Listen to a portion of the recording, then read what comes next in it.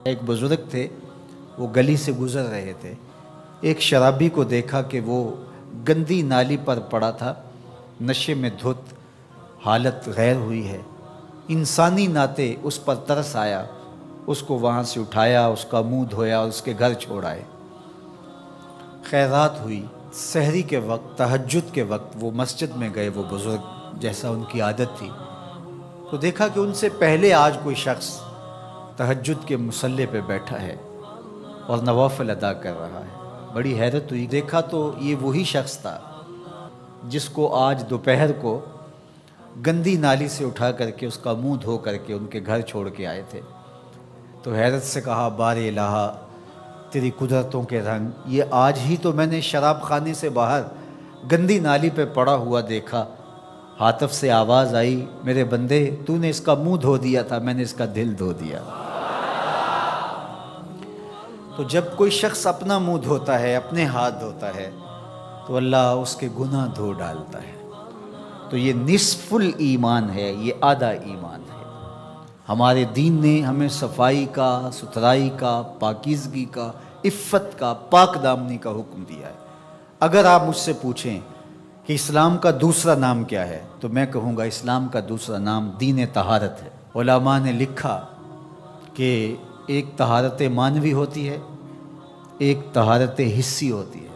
ہمارا دین متقاضی ہے اس بات کا کہ ہمارا دل شرک سے، کفر سے پاک ہو، ہمارا دماغ غرور سے، تکبر سے، اور ہمارا عمل ریا سے، ہمارا دل تصنع سے، بناوٹ سے، حقد، کینے اور بغض اور نفرتوں سے پاک ہو۔ مانوی نجاست سے ہم اپنے آپ کو پاک کریں۔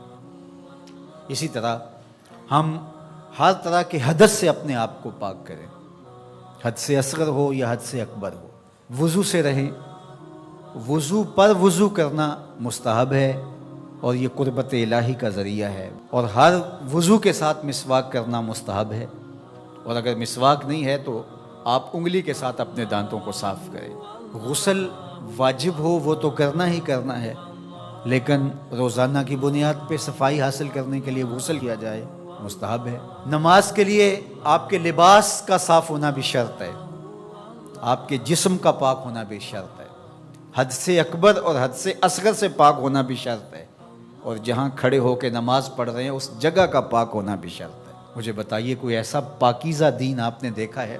اس سے بڑھ کر کیا کہ جب تم اس دنیا سے رخصت ہونے لگے اور تمہارے بدن کو مٹی کے سپرد کرنے لگے، اور وہ بدن مٹی کھا جائے گی، لیکن کہا کہ اس کو بھی ذرا غسل دے کے بھیجو، اس کو چٹے لباس کا کفن دے کے بھیجو۔ یہ وہاں پیش ہو رہا ہے تو پاکیزہ بدن کے ساتھ۔ تو یہ ہمارا دین ہے جو ہمیں صفائی کا، ستھرائی کا حکم دیتا ہے۔ اپنے ماحول کو پاک رکھیں، ماحول کو ستھرا رکھیں۔ دنیا کے اوپر بسنے والی قومیں جب ترقی کی راہوں پہ گامزن ہوتی ہیں تو وہ ان چیزوں کا بہت خیال رکھتی ہیں۔ ہم جب ترقی کی راہوں پہ گامزن تھے تو اس وقت ہماری ستھرائی کی، ہماری پاکیزگی کی، ہماری عفت کی مثالیں دی جاتی تھیں۔ جب پیرس کی گلیوں میں کیچڑ تھا، بغداد عروس البلاد کہلاتا ہے۔ آج مسلم دنیا کے شہروں کی کہانی دیکھ لیجئے، کہا جاتا ہے فلاں ایشیا کا گندہ ترین شہر ہے، فلاں دنیا کا گندہ ترین شہر ہے۔ اپنے اطراف میں پھیلی ہوئی گندگیاں دیکھیے، گھر سے شاپر میں گندگی ڈال کر کے اپنے ہی گھر کے دروازے پہ پھینک کے ہم سمجھتے ہیں ہم نے گھر کی صفائی کر لی، وہی پھر پاؤں سے، گاڑی کے ٹائروں سے لگ کے پھر ہمارے اندر جا رہا ہوتا ہے۔ ہمارے دین نے تو ہمیں یہ کہا، اگر کوئی راستے میں گری پڑی چیز کو جو گزرنے والوں کے لیے رکاوٹ بنے، اس کو اٹھا کے ہم پھینک دیں تو یہ جنت کے راستے کی ضمانت بن جاتی ہے۔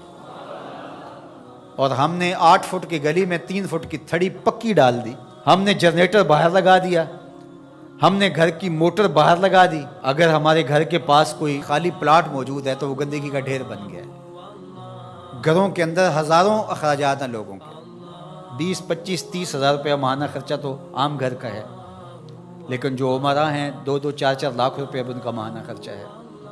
تو جہاں اتنا خرچہ ہر بندہ اپنے گھر میں کر رہا ہے، تو صرف 1 ہزار روپیہ ڈال کر کے اپنی گلی کی صفائی کا اہتمام نہیں کر سکتا، اپنے چھوٹے سے محلے کی صفائی کا اہتمام نہیں کر سکتا؟ اگر وہ کر لے تو 1,000 روپے اس کو بجلی کا بل بچ جائے. وہ جو روز دھوتا ہے اپنے گھر کو اور یہی گندگی پاؤں سے لگ کے اندر جا رہی ہوتی ہے, اگر محلہ صاف ہوگا تو یہ نہیں جائے گی, اس کا اپنا فائدہ ہے, اس کا 1,000 روپیہ پھر بھی بچ جائے گا. لیکن ہم اس کو کرنے کے لیے تیار نہیں. اپنے گھر کو صاف کر لیا اور باہر گندگی ڈال دی, اور دوسرے نے بھی اپنے گھر کو صاف کر لیا, باہر گندگی ڈال دی. راستے کے اندر گاڑی کھڑی کر دینا, چلتے راہ کے اندر ریت مٹی پھینک دینا, اور پھر 2 دن اس کو اٹھانا ہی نہ, لوگ اذیت سے گزرتے, کوئی بات نہیں. کس طرح کا معاشرہ بن گیا ہوا ہے. کس طرح بندہ گوارا کرتا ہے کہ اس نے سڑک پہ موٹر سائیکل کھڑی کی ہوئی ہے اور پیچھے ٹریفک رکی ہوئی ہے, اور وہ مزے سے جو ہے وہ اندر سے کلفی لے رہا ہے, کوئی اور چیز لے رہا ہے, اور لوگ ہارن بجا رہے ہیں, اور کہتا ہے بہ جو تنو آگے لگی ہے. وہ کہتے ہیں جی اس نے بھی تو روکا ہوا تھا, مجھے کیا ہے. عجیب کہانی ہے بھائی. کیا یہ ایک مسلمان کا طریقہ ہے؟ یہ تو ایک اچھے انسان کا طریقہ بھی نہیں. مسلمان تو اس سے اوپر والے درجے کا شخص ہوتا ہے.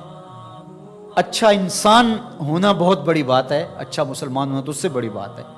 ہم سوچیں کہ جو ہمارے تیور, لچھن, طرز زندگی, انداز معاشرت ہے, وہ ایک اچھے مسلمان ہونے کی تو دور کی بات, اچھے انسان ہونے کی بھی نہیں.